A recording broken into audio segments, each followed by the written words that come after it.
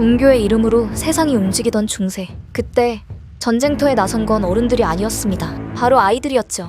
그들은 검 대신 기도와 순수한 믿음만을 들고 예루살렘을 향한 십자군 전쟁에 나섰습니다. 그러나 순수함으로 신의 뜻을 이룰 수 있다는 믿음. 그 믿음은 끔찍한 비극을 불러옵니다. 알아두면 쓸모있고 몰랐어도 재미있는 지식의 정수. 세상의 모든 TMI를 교양으로 바꿔주는 지식 채널. 자팍의 정수입니다. 오늘은 십자군이라는 거대한 역사 속에 감춰진 너무 기묘해서 오히려 잊혀진 이야기. 바로 소년 십자군에 대해 이야기해볼게요. 성스러운 전쟁에 나선 사람들이 실제로 10살도 채 안 된 아이들이었다면 이게 진짜였을까요? 아니면 중세판 도시괴담이었을까요? 신화 같지만 실화일지도 모를 이야기. 지금 시작합니다. 때는 1212년 중세 유럽. 예루살렘을 이슬람으로부터 되찾기 위해 십자군 전쟁이 한창이던 시기. 왕과 기사들, 그리고 농부와 수도사까지 모두가 신의 뜻이라는 명분 아래 함께 싸웠습니다. 하지만 몇 차례의 십자군은 실패로 끝났고 유럽인들 사이에는 이런 말들이 퍼지기 시작합니다. 어른들의 죄가 많아서 하나님이 승리를 주시지 않는 거야. 맞아. 순수한 아이들이 직접 나서야 해. 이때 전혀 예상치 못한 존재들이 예루살렘을 향해 행군을 시작합니다. 그들은 왕도 기사도 아닌 바로 아이들이었습니다. 1200년대 초 프랑스 중부의 클로아라는 마을에 살던 한 소년 목동 스테판. 그는 어느 날 예수 그리스도로부터 직접 계시를 받았다고 주장합니다. 내가 이끄는 아이들은 무기를 들 필요도 없다. 지중해가 갈라지고 예루살렘의 문이 우리에게 열릴 것이다. 스테판의 이 말은 당시 굶주림과 절망에 지친 사람들의 마음을 뒤흔들었고 그의 뒤를 따르겠다는 수천 명의 아이들이 모여들기 시작합니다. 농민의 아이들, 고아, 불황자, 심지어 일부 청년들까지. 그들은 신의 뜻을 믿고 함께 길을 나섭니다. 행진의 종착지는 마르세유 항구. 아이들은 그곳에 도착해 바다가 갈라지기만을 기다렸지만 기적은 일어나지 않았습니다. 지중해는 조용히 출렁였을 뿐이었고 스테판이 약속했던 배도 오지 않았습니다. 기록에 따르면 아이들 중 일부는 현지 상인에게 속아 노예선에 실려 북아프리카로 팔려갔고 배고픔과 병으로 길에서 죽어간 아이들도 많았다고 전해집니다. 같은 시기에 독일에서도 니콜라스라는 또 다른 소년이 등장합니다. 그 역시 스테판처럼 자신이 신의 계시를 받았다고 주장하며 독일 전역의 아이들과 가난한 청년들을 불러 모읍니다. 우리가 진정한 십자군이다. 우리는 칼이 아닌 믿음으로 싸울 것이며 신께서 우리를 인도하시리라.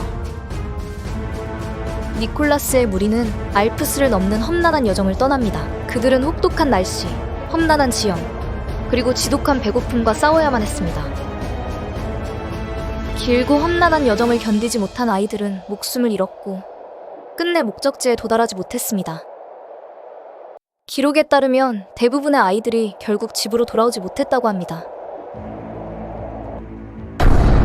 그런데 이 이야기는 과연 사실일까요? 일부 역사학자들은 이 이야기에 강한 의문을 제기합니다. 무엇보다 당시 기록들이 너무 모호하다는 점 때문이죠. 그리고 핵심은 바로 이 단어, 퓨에리입니다. 소년 십자군은 수천 명의 어린이들이 결성한 십자군으로 알려져 있지만 정작 당시의 1차 기록들을 자세히 들여다보면 어린아이라는 명백한 증거는 어디에도 없습니다. 그렇다면 왜 이런 이야기가 나온 것일까요? 혼란의 중심에 있는 키워드는 바로 퓨에리, 라틴어로 소년들 또는 아이들을 뜻하는 단어죠. 하지만 중세 유럽에서 이 단어는 단순히 나이를 가리키는 게 아니었습니다. 종종 사회적으로 미숙한 자, 하층민, 교육받지 못한 신도들을 지칭하는 상징적인 단어로 쓰이기도 했죠.